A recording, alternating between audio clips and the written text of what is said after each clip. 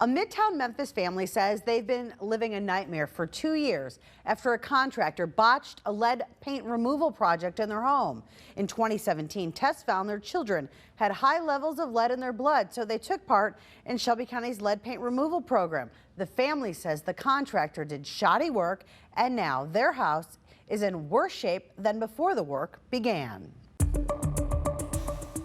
If you're gonna come into somebody's house and take apart their house, put it back together. And if you can't do it right, then find somebody that will. Michael Ray says his Midtown Memphis house was left in shambles by a Shelby County hired contractor. His wife Ray describes it like this. I mean, it's just a nightmare. They replaced 12 windows in the house, and every single window they replaced is the wrong size. And none of them open. Armstrong says this window is 4 inches too short, and the contractor rigged it so it would fit on another window. When they put it back on, they filled it with concrete.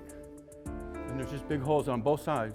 From the outside, you can see none of the new windows were ever painted, but some things that weren't supposed to be painted were. It was a stained door that they painted white for whatever reason. The Armstrongs say there were problems from the beginning of this lead removal project. By like day 2, we knew there was a problem. There are specific state and federal regulations that must be followed when removing lead paint, common in homes built before 1978.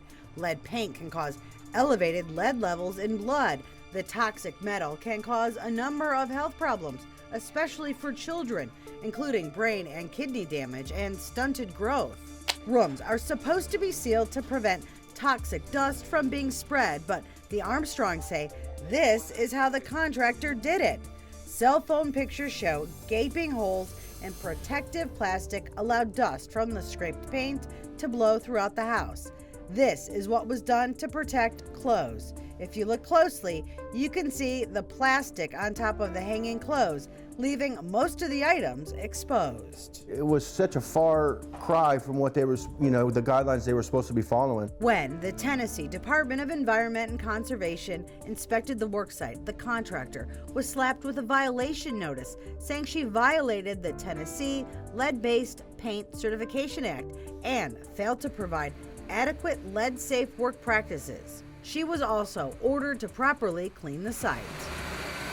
The Armstrongs say the contractor's attempt to clean all the dust that had spread throughout their house failed. The work was stopped, and the Shelby County Health Department came out to test the home for lead. They came out twice. They failed once, and they came out a second time and cleaned up again, and they failed again, and they never came back out. After that, the Armstrongs say things got worse. The county sent the contractor a letter ordering her to pay the couple almost $4,000 for damage to their home, money they say they never got.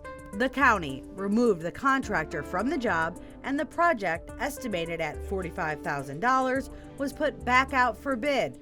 The Armstrongs say at that point, no one wanted to tackle the project. Any lead contractor in the county knows about this house. After 5 unsuccessful bid attempts, the county sent the Armstrongs this letter, canceling the project and referring them to the county attorney. I just couldn't believe that they were gonna just do us like that, leave us with this mess. They canceled the contract and left and haven't looked back.